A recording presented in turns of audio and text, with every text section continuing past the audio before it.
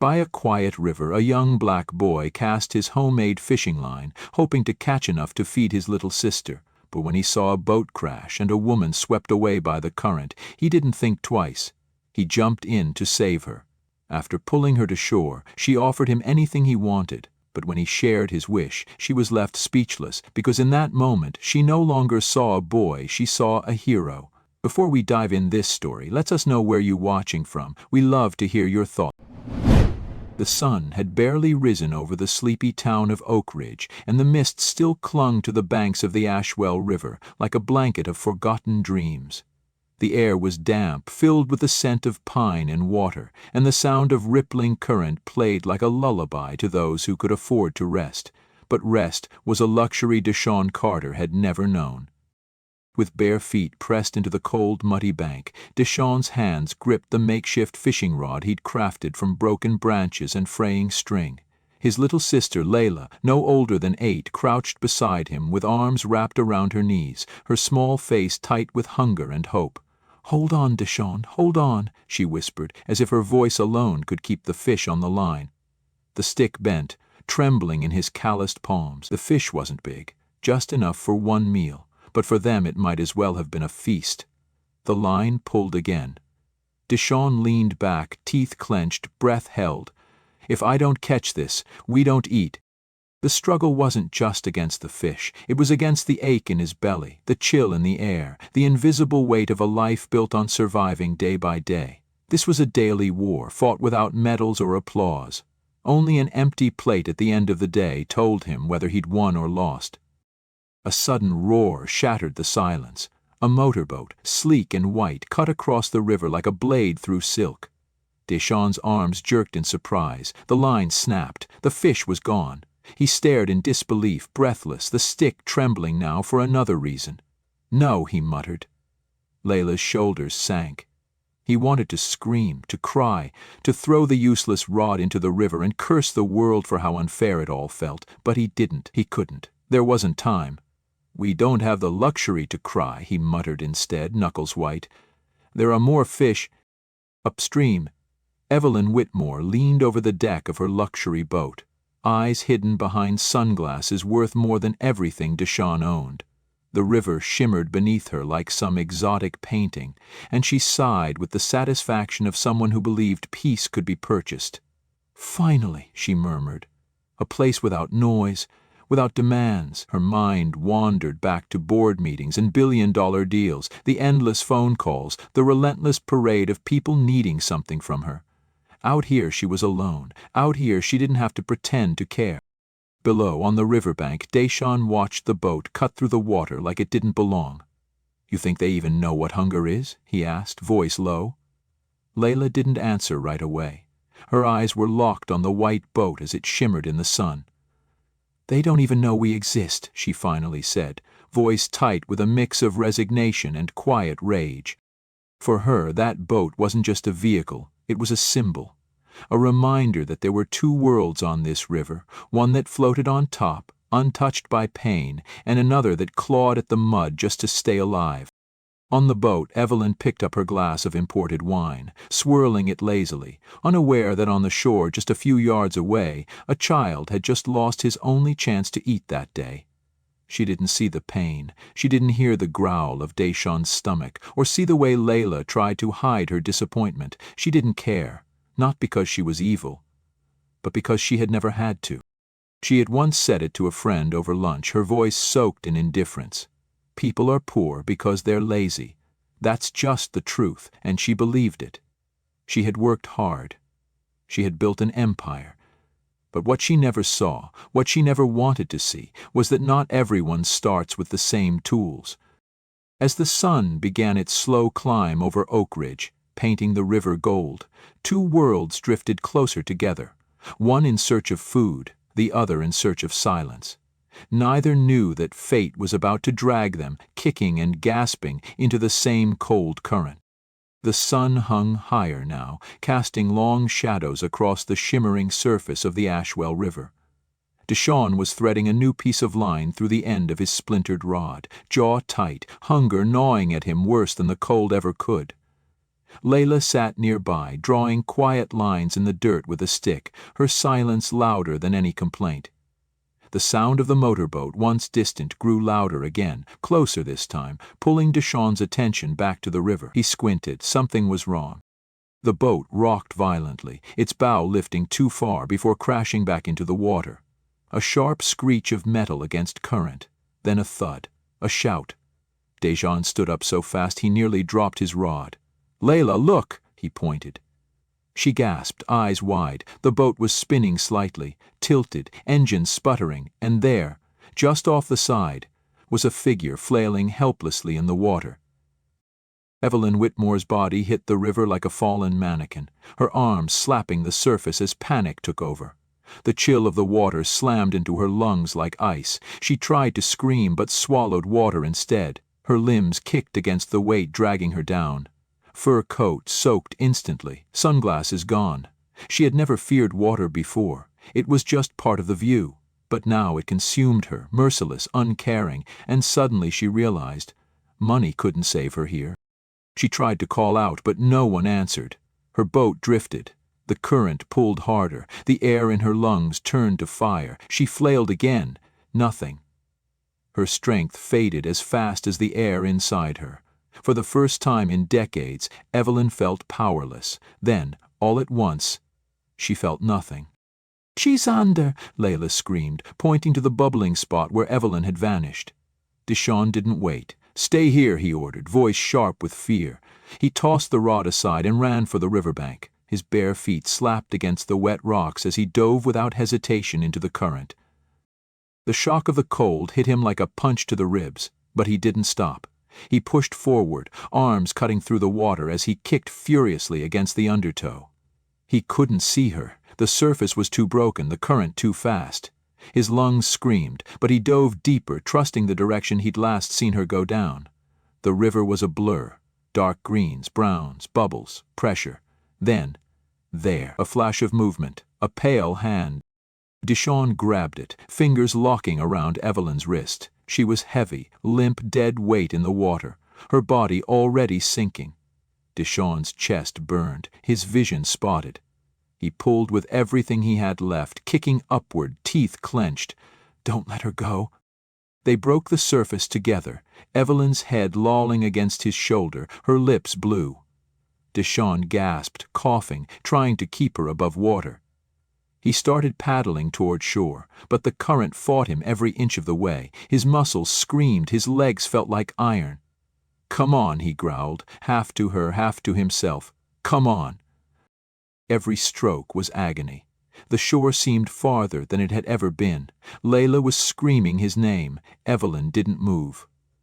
"Don't die," he whispered, voice cracking. "Don't die on me." Finally, his foot touched mud, then rock, then solid ground. With one final desperate cry, Deshawn dragged her out of the river, collapsing beside her. Evelyn's chest didn't rise. Her eyes were closed, her skin pale and cold. "No, no, no, no!" Deshawn pressed his hands to her chest and began compressions, the way his mother had shown him when she used to work at the clinic before it shut down. 1, 2, 3. "Come on," he shouted, pressing again and again, rhythm sharp and panicked. Layla sobbed behind him, hands covering her mouth. Water dripped from Evelyn's lips. Nothing. Then, suddenly, a choke. A violent gasp. Evelyn's body arched, coughing up water as she rolled to the side. She coughed again, eyes fluttering open, disoriented and breathless. Deshawn fell backward in the mud, completely spent, lungs heaving, arms shaking. Evelyn turned her head slowly, eyes locking on the boy beside her, soaked, trembling, mud on his face, eyes full of fire and fear. "You?" she rasped, barely able to speak. "You saved me?" Deshawn nodded once, too exhausted to answer. The river murmured quietly beside them now, its rage already forgotten, but on that shore, between the two of them, something unspoken had just begun. The sky had shifted, the blue fading to gold as the sun began its slow descent behind the trees, casting long, soft shadows across the bank of the Ashwell River. Evelyn lay on her side, soaked to the bone, coughing, her breath ragged. Her limbs trembled with the cold, with the shock, with something she couldn't quite name. Deschamps sat a few feet away, chest heaving, his shirt clinging to his skin, every breath like fire in his lungs. Layla hovered nearby, eyes wide, arms wrapped around herself, unsure whether to cry or run to her brother. The silence between them was thick. Evelyn finally pushed herself to a seated position, each movement shaky, foreign, like she was relearning how to exist. She looked at Deschamps, truly looked. This boy, barefoot, skin streaked with mud, face exhausted, eyes steady. "You saved my life," she said, the words landing heavy between them. Deschamps didn't answer right away. He wiped his face with the back of his hand and nodded, slow, cautious. "Yeah," he said softly. "You were going to drown." Evelyn blinked, trying to piece together what had just happened. Her mind, so used to solving problems with logic, contracts, or a credit card, was suddenly blank. She had nearly died, and this child, this stranger from a world she had never acknowledged, had pulled her from the dark. "What's your name?" she asked. "Deschamps," he replied. "This is my sister, Layla." She looked at Layla, at the smudges on her cheeks, the worry in her eyes. Then back to Deschamps. "You're just kids." She let the words hang in the air, like an accusation against fate. "How did you know what to do?" Deschamps shrugged, eyes distant. "My mom was a nurse. Before the clinic shut down, she taught me CPR when I was 9, said you never know who you'll need to save." The truth hit Evelyn harder than the water ever had. This boy, who clearly had nothing, had been taught to save lives while she had been taught to protect assets. She exhaled, shaky. "I don't even know how to thank you." Deschamps stood slowly, legs stiff. "Don't need to thank me," he said. "You were drowning. I had to do something." But Evelyn wasn't satisfied with that. People didn't just risk their lives for strangers without wanting something in return. Not in her world.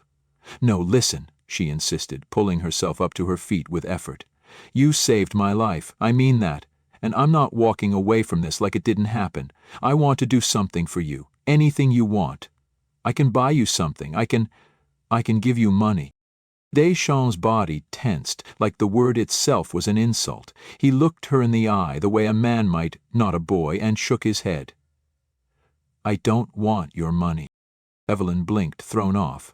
"Then what do you want?" she asked, voice brittle, ego already feeling the sting of rejection. Deschamps glanced at Layla, then at the river. The current had calmed. The sky had turned orange. "We need food," he said. "Not just us. A lot of folks in Northwood ain't eaten right in weeks. Coats, too. Winter's coming early this year. You really want to thank me?" He met her eyes again. "Feed my community. Not for a week. Make sure nobody goes cold."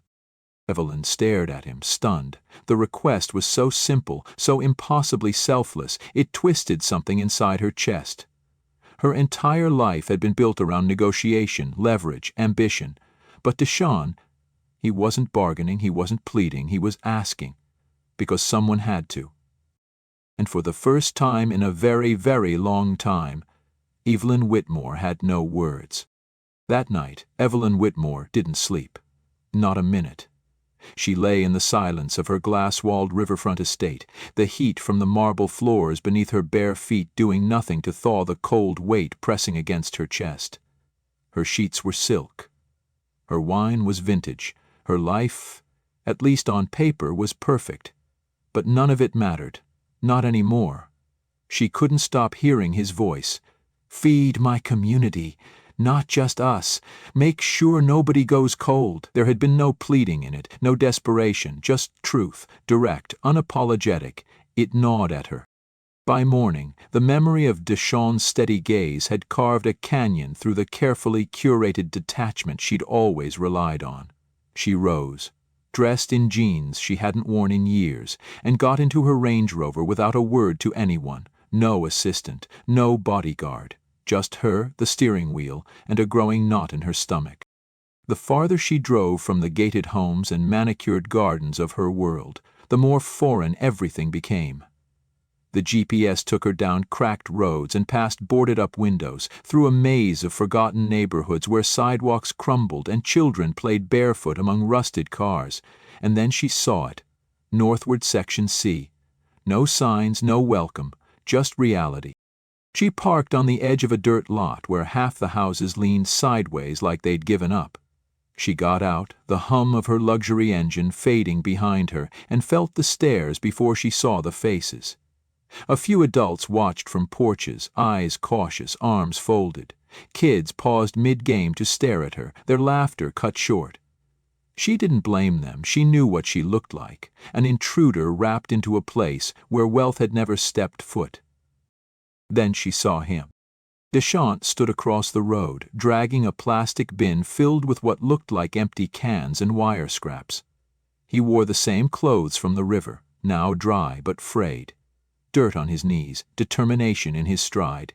He noticed her but didn't flinch. Didn't stop. He just called over his shoulder, "You're early." Evelyn blinked. "You expected me. I figured you'd either show up or forget all about it, 50-50. She crossed the street slowly. "I didn't forget." Deschamps dropped the bin near a fence and turned to face her fully. "Then welcome to Northwood," he said, not smiling, not unkind, just real. She looked around, at the houses made of patchwork wood and tarps, at the water-stained walls, the burned-out street lamps, and felt a wave of shame unlike anything she'd ever known, not because she'd caused this, but because she'd ignored it. "These homes, they look like they're about to fall apart," she said quietly. Deschamps nodded. "Some already did. We patched them up with what we got. Nobody else is going to do it." She shook her head. "How do you live like this?" He didn't miss a beat. "How do you live not knowing this exists?" The words hit harder than intended, but he didn't apologize. He didn't need to. Evelyn looked at him again, really looked, and saw not just a boy, but a leader in disguise. A kid who should have been worrying about school or friends or music, but instead carried the weight of survival like a second skin. "I came to see what you meant," she said, her voice softer. "You asked me to feed your community. I want to understand who I'm feeding." Deschamps tilted his head. "Then follow me." And so, side by side, they walked the streets of Northwood. Her in boots that had never touched dirt like this. Him in sneakers worn to the sole. Evelyn saw it all up close. The broken playground, the line of people waiting outside the church pantry, the mother warming baby formula over a camp stove on a porch without walls. No news crew, no politician, just people trying to make it to tomorrow. At one point, an older woman stepped onto the path. "That her?" she asked Deschamps, eyes narrow beneath her scarf. "Yeah," he replied. The woman nodded once. "Well, we'll see." That was the thing about places like Northwood. Words meant nothing, promises even less. All that mattered was action. And Evelyn, for the first time in her life, knew she was standing somewhere she couldn't buy her way out of. She had asked Deschamps what he wanted. He had told her. Now it was her turn to decide who she really was. In the days that followed, Evelyn Whitmore did not return to the polished boardrooms where she had once ruled with confidence and a killer smile.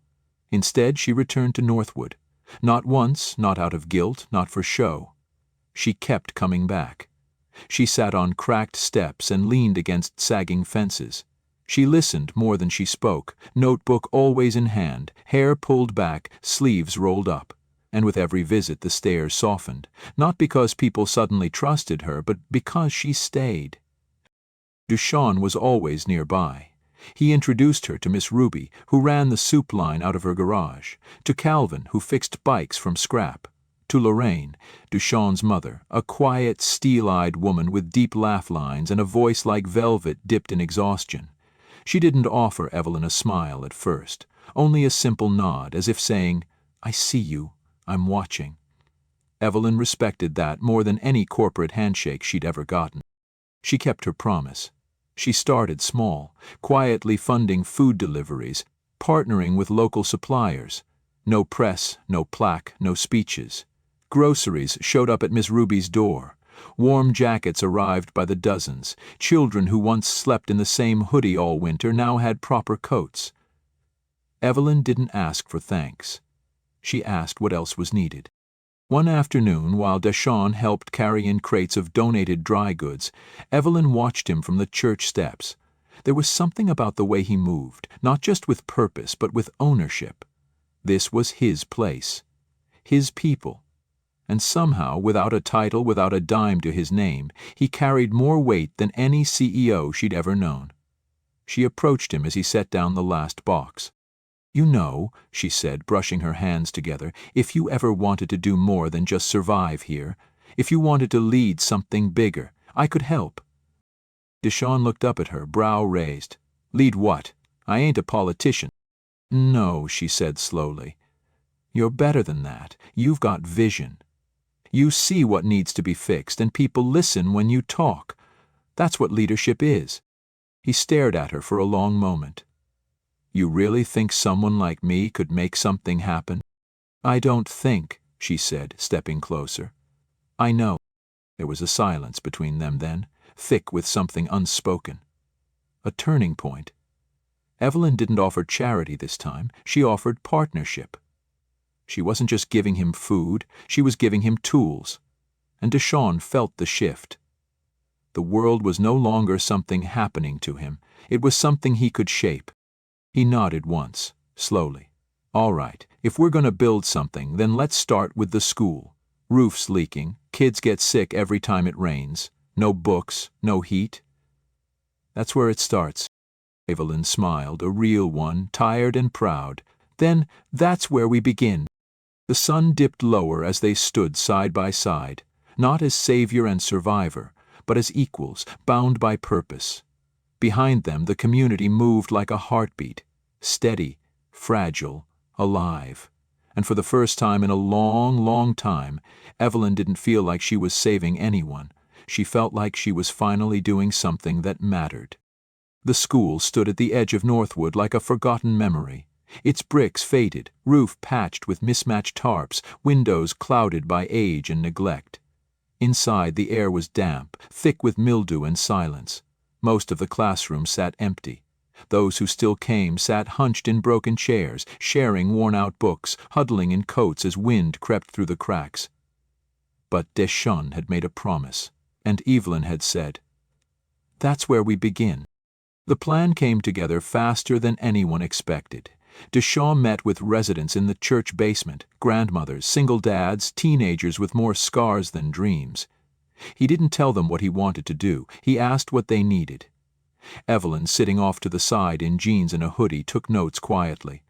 Her voice, once used to commanding rooms full of executives, now waited for Deschamps to finish first. Volunteers stepped forward. Calvin offered to fix windows, Ms. Ruby to cook for the workers. Lorraine, Deschamps' mom, came with boxes of old textbooks and a quiet strength that steadied the room. When Evelyn pulled strings to get donated insulation, Deschamps organized the delivery. When contractors hesitated to work that far out, Evelyn didn't threaten them. She paid them double and told them to look Deschamps in the eye when they got there. Days turned into weeks. The roof came off. The mold was cleared. New paint covered the walls, bright and warm, like hope had found a color. Kids from the neighborhood gathered after school to sweep, scrub, haul supplies. Laughing, learning, watching Deschamps like he was someone they already knew they wanted to be. One afternoon, Evelyn stood in the doorway of a freshly cleaned classroom, the sun slanting in behind her.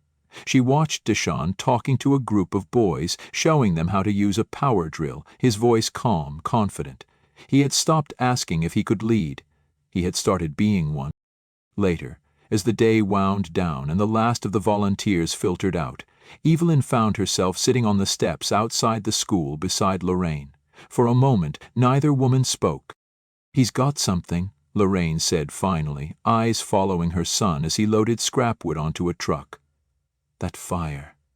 I used to wonder if this place would put it out before it ever had a chance to grow. But now, he's going to change more than just this school," Eileen replied softly. Lorraine looked at her then. "Why are you really here, Miss Whitmore?" It wasn't an accusation. It was a question that deserved an honest answer. Evelyn took a breath. "Because I was drowning," she said. "And your son pulled me out. Not just from the water. From the life I thought I wanted." Lorraine held her gaze. Then, for the first time, she smiled. The next morning, the school opened its doors again. Not just repaired, but reborn. The children poured in, laughter echoing through new hallways. The heaters worked, the lights stayed on, and on the front wall just above the main entrance, a sign read, "Northwood Community School, rebuilt by the people who believe in it." Deshawn stood beside Evelyn, watching the students file in. A little boy ran past and shouted, "Thanks for the warm seats, mister." Deshawn chuckled, his eyes shining. Evelyn leaned in. "You did this." "No," he said, shaking his head. "We did." And for the first time in Northwood's memory, the future felt like something worth walking toward. Weeks passed, and the rhythm of Northwood began to change. The newly reopened school pulsed with life, laughter echoing in the halls, crayons scraping across fresh desks, the soft hum of heaters working through chilly mornings. Parents who once felt defeated now walked their children to class with something close to pride, and Deshawn, once just a boy fighting the current, had become something more. People looked to him, not just with gratitude, but with respect. He didn't ask for it. He earned it. Evelyn kept returning, not as a benefactor, not as some distant millionaire playing savior, but as a partner, present and listening. Together, she and Deshawn walked through each need, each idea, like building blocks, stacked with care. That's when Deshawn brought up the next one. A place for everyone, not just the kids. A community center, where people could learn, gather, grow. He said it simply, like he'd been holding on to the thought for years but had finally found someone willing to hear it. They met again in the church basement, the same space where the school plan had started. The same faces circled around the folding tables. Ruby Calvin, Lorraine, a few new ones too. Deshawn stood at the front with a marker in one hand and an old piece of cardboard in the other, his version of a whiteboard. He pointed at scribbled lines and boxes, explaining what a center could offer. Job training, childcare, even health screenings. The room was quiet, eyes fixed on him, not because they doubted, but because, for the first time, the idea didn't feel impossible. Afterward, Evelyn stepped outside for air. The night was cool, stars sharp above the dark rooftops. Deshawn joined her, hands in his jacket pockets, his breath visible in the light.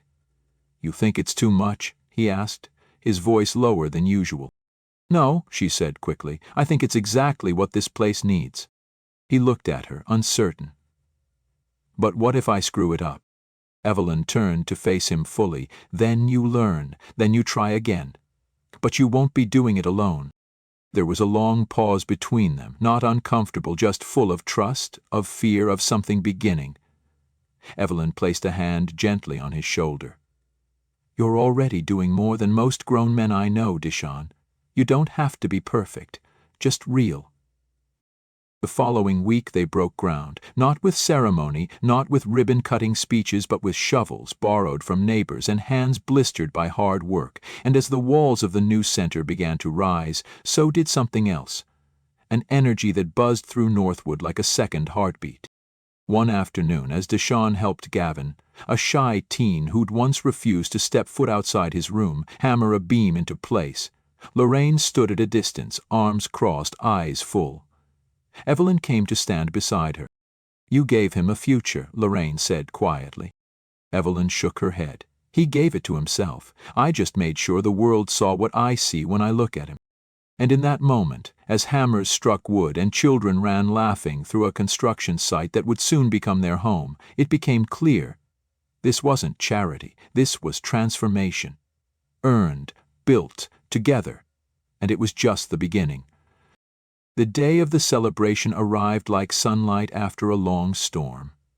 The community center, once just lines sketched on cardboard in a church basement, now stood proud at the heart of Northwood, its walls fresh with paint, windows wide and welcoming.